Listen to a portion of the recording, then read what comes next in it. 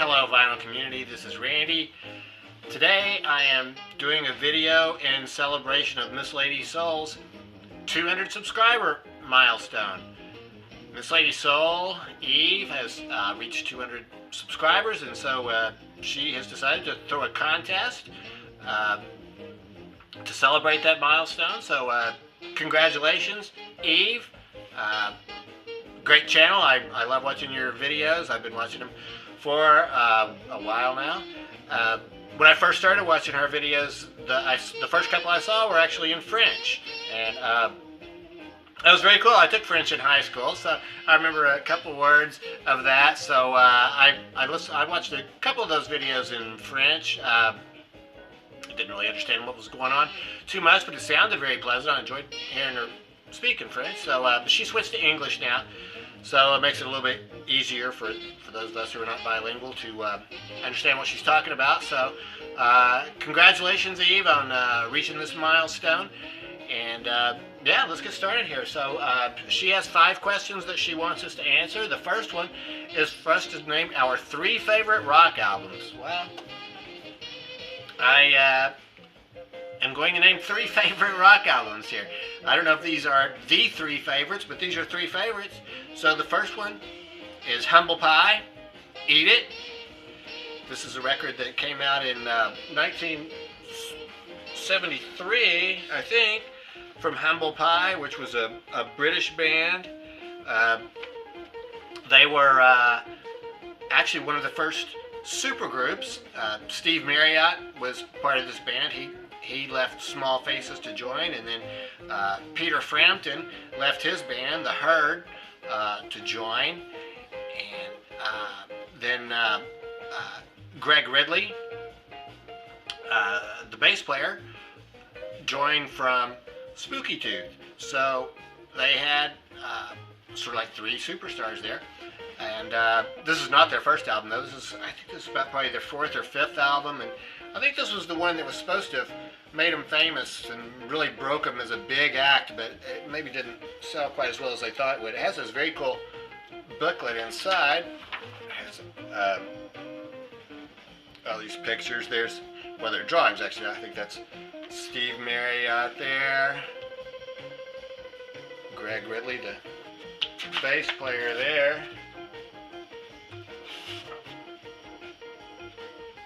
Yeah. Here is the guitar player that took Peter Frampton's place. His name is Clem Clemson. And then here is the drummer, Jerry Shirley. So it's a cool booklet in here. This is a great album. This is a, here are the, I think these are the managers of the band there. There's a really cool picture. There's the Blackberries, the backup singers for this record. There you can sort of see the whole band. There's some really good individual shots of each one of them there.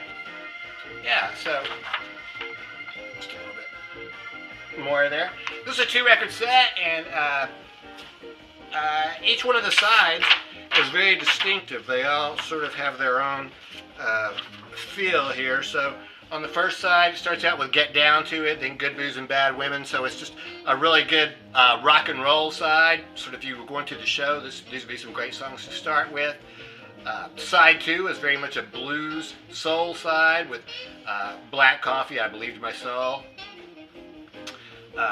Side 3 is my favorite side, and this is really why it is one of my favorite albums. It just has 4 songs on it, and they're 4 really short songs, but it's sort of a country western type sound or a folk type sound. So Say No More, Oh Bella, Summer Song, and Beckham Dumps are the songs on that side. Then side 4 is the live side. So Up Our Sleeve, Hunky Tonk Woman, and Roadrunner.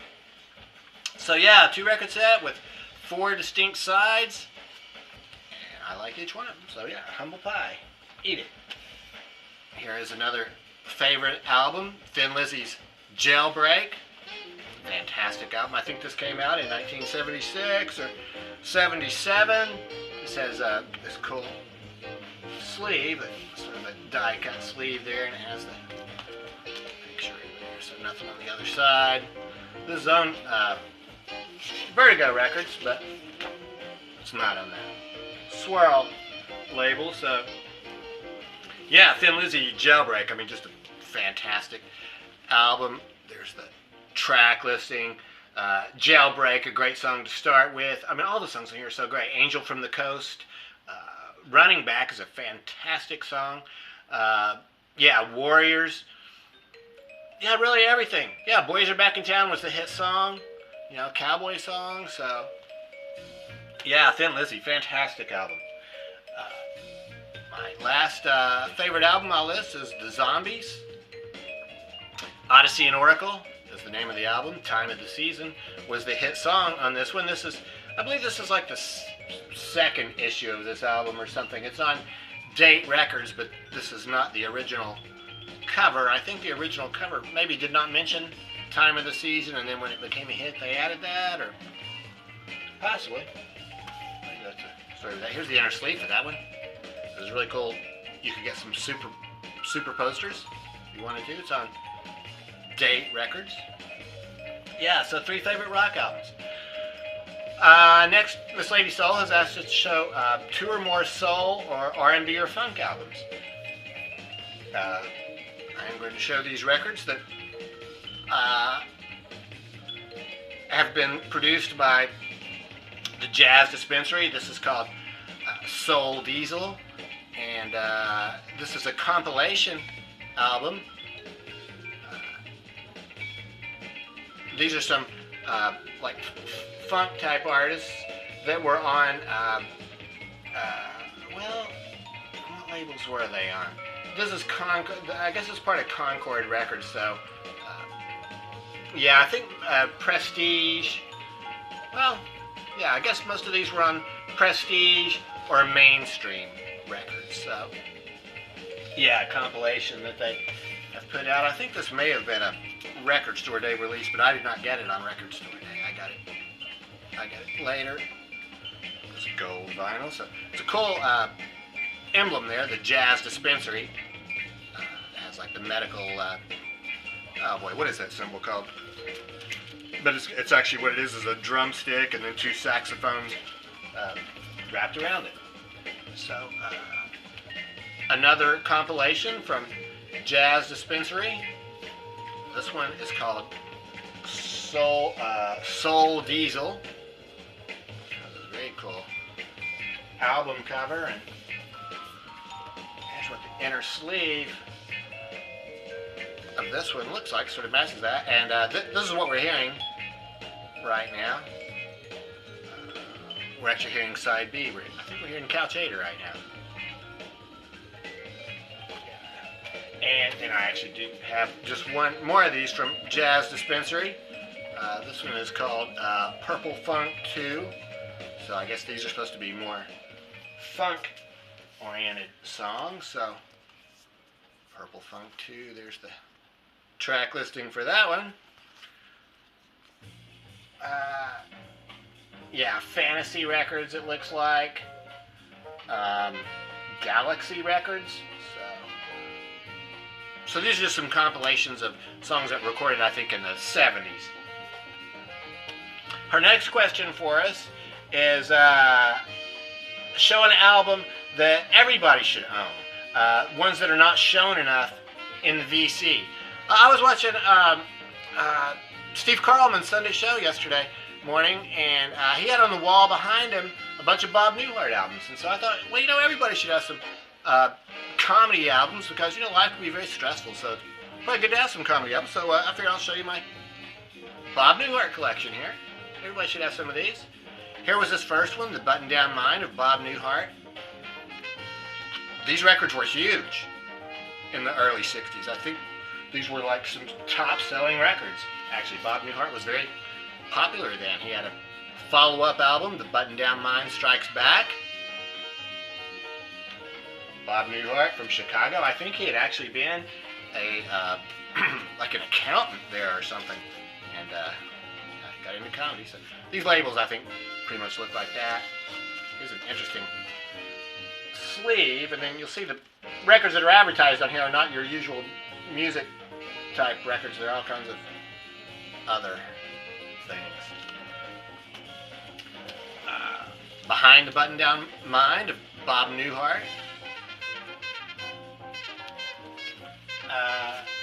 Yeah, I think Steve probably had all these on his wall, so I'm just giving you a little bit better view of them. There's really not much to say about a comedy album. I think they're all very funny. Obviously I don't listen to these every day, but they are nice to listen to, occasionally when you break from music and hear something different. This is actually, this is a reprint of this album. These are exactly the same thing. Same songs, I don't know. Well, this is on Harmony Records, so this is like a budget, I guess, issue of this. And this is it. Bob Newhart.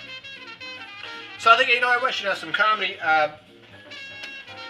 If you want to have some comedy, but maybe you're not fully sold on comedy, this is Johnny Carson record, Tonight Show. Here's Johnny, Magic Moments from the Tonight Show, starring Johnny Carson. It says all these people on here, has all these short tracks. This is a 2-record set too. The good thing about this one is if you didn't want to hear, you can listen to this record, and if you were tired of hearing comedy, there's actually a whole side on here, which is Ladies Sing the Blues. So you've got Billie Holiday singing In Their Eyes, Judy Garland singing The Man That Got Away, Aretha Franklin singing Until You Come Back to Me. And there's some other brothers on there, so this might be a nice change of pace. You could hear some of these funny skits and then hear some music mixed in with it. If you really just don't like spoken word at all, it's something that everybody should have in their collection. I think everybody should have this Tina Louise record. It's Time for Tina, the songs of Tina Louise. Most of us remember Tina Louise as Ginger from Gilligan's Island. But she had a career before then. She was a starlet in Hollywood, and she made this album. It is actually a fantastic album. It really is good. When I showed some Julie London records a couple of weeks ago, I thought, I should have showed this one too, because it's very much in a similar vein. This album is very cool because, it's Time for Tina. See the track listing there. It's sort of like a concept album. It starts out with like the beginning of the evening, tonight is the night, hands across the table. And it goes on through the evening, and then on side 2, she's singing It's Been a Long Time, Hold Me, I Want to Be Loved. She sings these songs, or, she expresses herself as a mature woman who wants to be loved. And, she leads up to, Let's Do It. How long has this been going on? And then the last song is Good Night, My Love. So it's really a pleasant album. She really is a very good singer. Coleman Hawkins plays sax on this. So Tina Louise, give it a try. Concert Hall. So this is a reissue that came out a few years ago. Okay, next question. So those were showing album everybody should have in there. Everybody should have. The next question is favorite live album. I did some live albums from the 70s, and somehow I left out Deep Purple, Made in Japan. I don't know how I left that out. It's one of the greatest live albums ever made. I have, that's the original album. I also have this box of 4 CDs where they, this box of 4 CDs that is actually all 4 of the nights that they recorded that live album, and they took the best versions to put them on the live album. Well, this box just gives you the entire show from all 4 of those nights. So it had some other stuff in it too. It came with this 7-inch single. It's a very heavy 7-inch single of Smoke on the Water. Came with this tour booklet. This is, I guess, when they were touring in Japan, this is what they sold to the fans. Really cool pictures. Look at those guys there. That's really awesome. And some more photos in here. Look like mug shots there. Kind of weird. Here's some more action shots here. And yeah, there's just a couple back here I wanted to be sure to. Oh yeah. Shot of the band there, and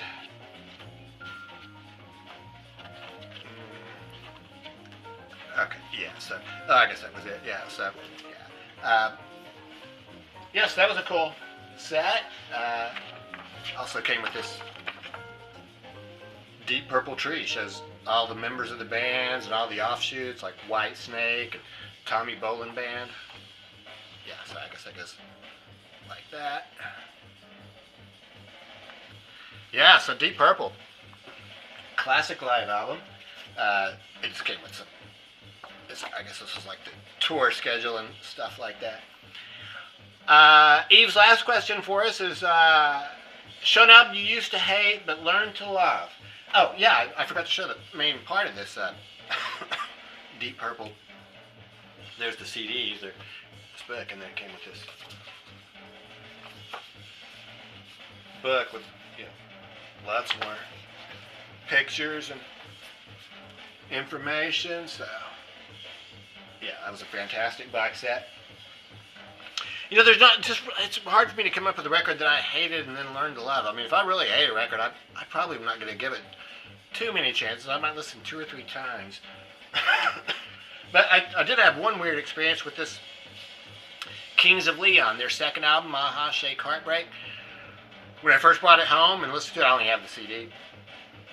I really hated it. I had their first album and I liked it, and I got this one and this was just really turned me off. Mostly it was the guy's voice, the guy singing. Really turned me off, but then I listened to it again like 2 days later, and it was like 180 degrees different. I really liked it, so I don't know what happened that first time around, or the second time around, but I like it now, and I've always liked it since then. So yeah, Kings of Leon, yeah, their second album. There's the guys. Yeah. So that's it. There's 5 answers to 5 questions that Miss Lady Soul has posed as part of her contest. Congratulations again, Eve. Very happy for you. I really enjoy watching your videos all the time, and so I'm sure those subscriptions are going to grow even more. So yeah, thanks very much for having the contest, and thanks very much for watching. And yeah, let me know what you think about my answers to Eve's questions. Hope you have a great day.